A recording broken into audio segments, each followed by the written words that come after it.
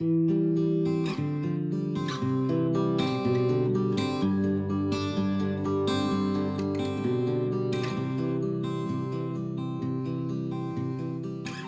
John Condos from the Monadnock Sustainability Hub, and we're here with Doug Walker today, and we're going to explore all the great energy innovations and renovations he's done at 18 Main.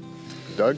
So I picked up this building, my wife and I picked up this building around December 2017. This is a 1850s village farmhouse.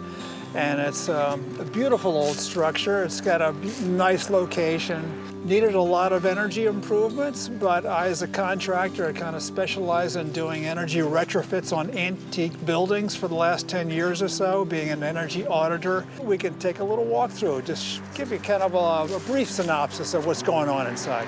Okay, so come on in. I believe this is a really important project, not only for the benefit of buildings and the comfort for the individuals who live in them, but also to reduce greenhouse gases. That's the primary motivation for the Monadnock Sustainability Hub. And we think this is an opportunity to do that, since energy efficiency is really low-hanging fruit in so many ways. A great deal of great energy efficiency work has been done here by an energy efficiency professional. You've got to be really comprehensive in your view on what you're taking on. You know, not only do you have to make wise energy improvements that are cost effective, but you got to think of the health and the welfare and comfort and security of your tenants. That's the people part, and the things that you're doing in terms of the planet. So you're trying to, reduce the carbon footprint of your building.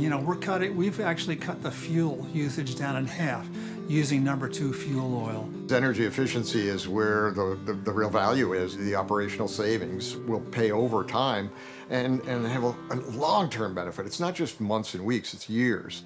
This project itself is a building that my wife and I had on the horizon on our bucket list of things to do to set ourselves up for retirement. This is a 11-unit building that's around 1850s, roughly, that we know of. Completely converted into apartments around 1985. Basements were not insulated properly. The attics were not done, and we couldn't really ascertain how much had been done in the walls. There's a whole series of components. I mean, you want that effective shell. And so if you think about that, there's 4 layers of that are really critical. Water can't get in, so you want a good exterior finish, siding, windows, doors. They all want to have proper sealing so the water isn't going to get in. And then the next layer would be the vapor barrier, a vapor retarder, because vapor is going to move in and out, but you want to make sure that any water that does get in and out can do so in an effective manner. Then there's the insulation layer, which is the thermal layer that keeps the heat in and the cold out. Finally, there's the air sealing or air leakage barrier, and that's probably the most important and often the one that least attention is paid to. But it's really about the attention to detail, because that air leakage is what both causes discomfort and brings moisture into the home. New England basements, especially on older homes, they are atrocious. They've got fieldstone walls, they leak, they're moldy. What I started noticing was that cold basements were like having wet feet. You could have a nice warm cap on, meaning you could have insulation on your attic, and you could have a warm coat on. But if your feet are wet and damp, you're chilled. January 2018, and we hit the ground running. The first thing we did was start insulating the basements. So pretty impressive difference down here from the pre to post. It was cold and damp, and now it's so dry and warm. This, for me, was kind of a no-brainer. This was the lowest hanging fruit. After we swept it, cleaned it out, then we had the insulator come in and put closed-cell insulation on these walls. It's been a vapor retarder, moisture retarder, water barrier as well, so there's no water coming through these. On top of that, then there was also a layer of intumescent paint put on there, so this has got, essentially fireproof. It took a couple of days to get all this on. We went into crawl space areas and so forth like that, but the tenants above noticed immediate difference in terms of how it cut down on the draft. So this has been a working lesson in building science. These are the warm boots. These are the warm, rubber boots, so to speak, that are in this building. So I would say these folks have got nice warm feet. Yep, definitely. Yeah. When tenants are, warm and cozy, they're going to stick around longer. Bottom line is that we turned everything in that basement area into beneficial thermal mass. So for the first time, the oil in that tank, the water in that water tank, the chimneys, anything in there that was solid mass material now for the first time was actually holding and retaining heat.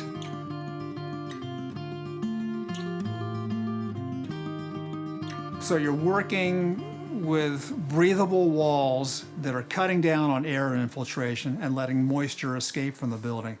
Down below at the floor level, it changes, the chemistry changes a little bit. You've got actual water coming in. Now we use different materials to stop the water. We do things to either contain it inside, like down below these barriers for letting water escape, or we actually install retention systems to divert it away.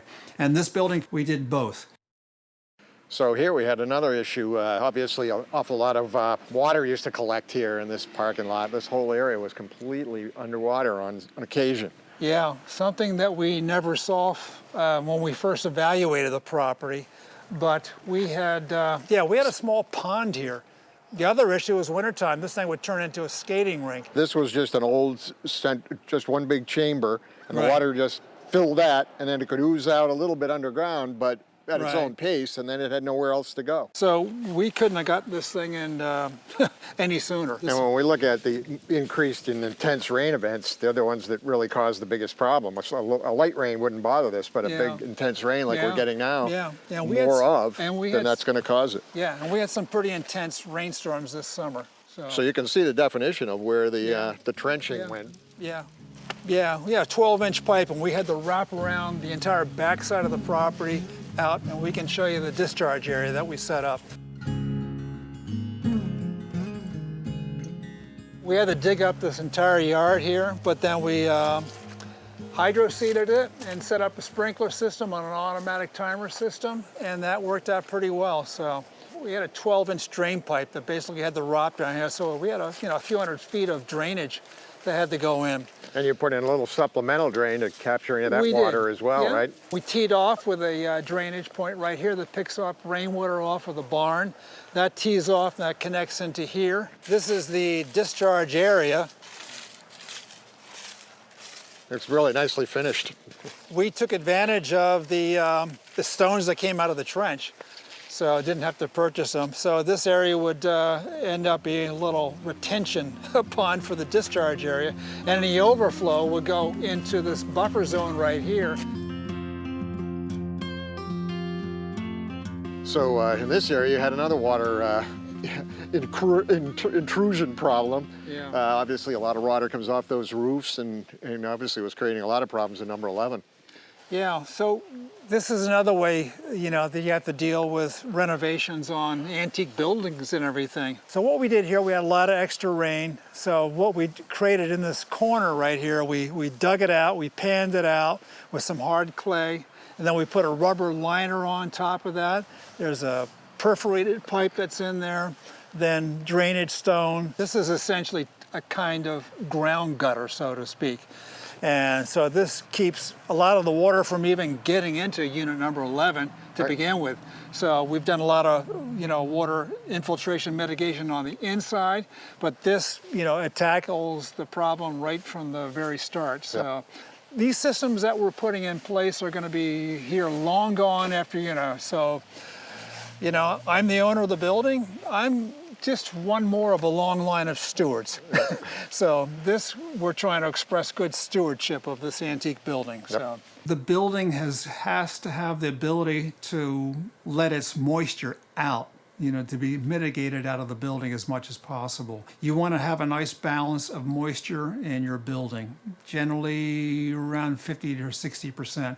If it's too dry, you could actually end up with health problems. The bottom line is that we're very cognizant of indoor air quality and moisture control. You don't want things like mold showing up. So here we are inside one of our units. What we want to do essentially is just highlight the bathroom that's in this particular unit, just to show what we've been doing with all the other bathrooms. So just come on this way.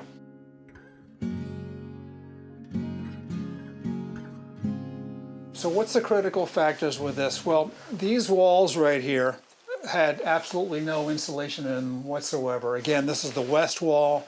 These walls really heated up in the summertime. They picked up road noise as well.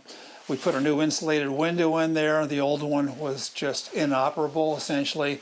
But actually the biggest improvement aside from insulation in this particular bathroom is just this simple little guy right here. That's a Fantech fan here, and it's operated by a timer, and it has really done wonders for all these bathrooms. So this is just a small example of what we have done in the other 10 apartments in the unit. So we'll talk a little bit about the insulation that was done here. Obviously a major undertaking, but pretty interesting approach. Yeah, we handled this one a little bit differently. Typically in the past, I've used cellulose insulation, blown-in cellulose, and that's worked out pretty good for me. But you know, on this one, we tried something a little bit different. We decided to go with you know, a blown-in injection foam.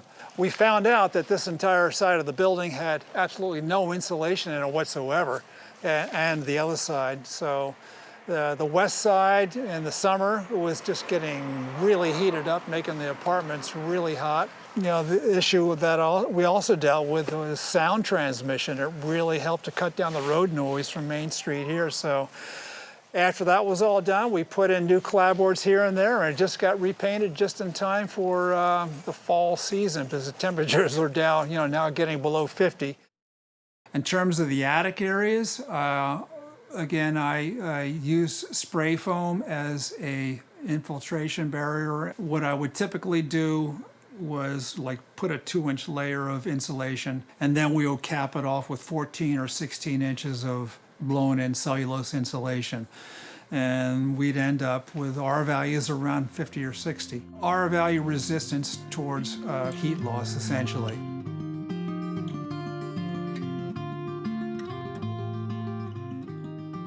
So I knew that we were saving money, but how to quantify it? I actually turned to Swanzey Oil Company. Lisa Patino, the owner, was very helpful in terms of us getting direct feedback on how we've been doing over the last 3 or 4 years. Heating companies use a formula, you know, it's called a K-factor of degree days. I didn't even know what this meant until I made the phone call. We started out here, 2018, with a range, degree days, of 214 to 250, and that's a number of 3. We went from a number 3 to a number 6 in 3 years. What does that mean? The oil was delivered here once a week. Now it's only every other week. We have literally cut our fuel usage in half. And last year we also had practically full tenancy, so we've had even more units being used. If you have a working relationship with the oil company and they can see how much oil is being delivered there, you know it's working. In terms of all the energy improvements that we've been made, I brought these things up to the appraiser, who admittedly registered all these things, and that went to the bank. That related to a direct cost benefit right there. We actually then applied to go refinance the building. And when we refinanced the building, we were bringing down the interest rate a little bit. The bank itself was very aware that energy improvements make good sense.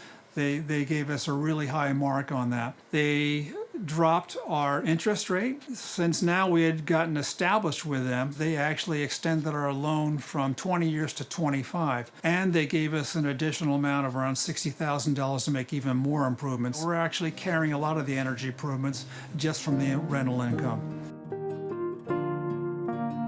I would say for other property owners, other the landlords, start with a good energy auditor. Sometimes an independent auditor could be a lot more comprehensive, can do, you know, more deep dive work for you.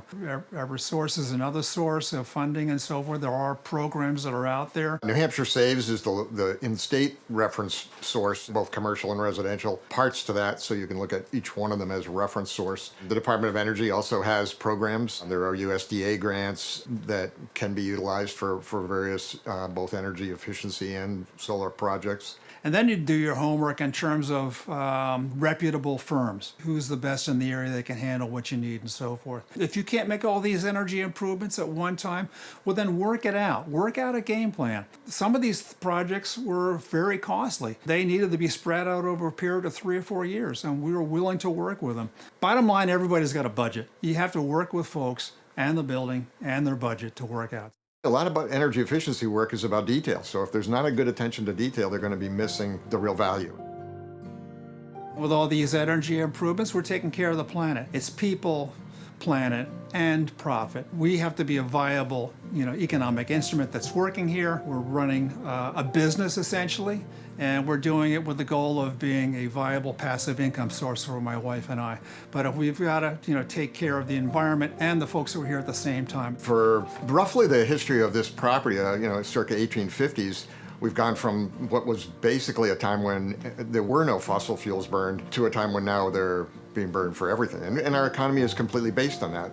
The unfortunate part of that is that that's warming our planet. So we've got to make some changes. We really have to be more responsible about our energy use. And we've got a planet here that's literally on fire. And if we don't start making these improvements and making responsible decisions, the situation's only going to deteriorate and get a whole lot worse. The opportunity to build buildings better exists. Here we are with a great understanding of building science. I mean, it's extraordinarily deep now. And so as a result, we understand how to make buildings very efficient and comfortable and safe environments to live in and to be in. We end up with much less energy use, and it makes it easier to go to other energy sources that can work a lot better if you're using a lot less energy than if you have to rely on a coal plant. So when all the energy efficiency work is wrapped up, we'll have a solid base on your foundation of making this place really energy independent, so we can start talking about solar. Sure. And this south side of the building has lots of potential. That's right. Obviously, the slate roof presents a challenge to solar, but that can be accommodated. And then certainly this whole roof here that's not that pretty could be covered with solar panels. Right. And again, we're going back to the original diagram of the energy improvement pyramid. Solar would be the very top. Icing on the cake, so to speak. Icing on the cake, exactly. Yeah, and then it'll be the electric vehicle charger. We got to figure out where that's going to go, right? So what do you think? You want to put that over here?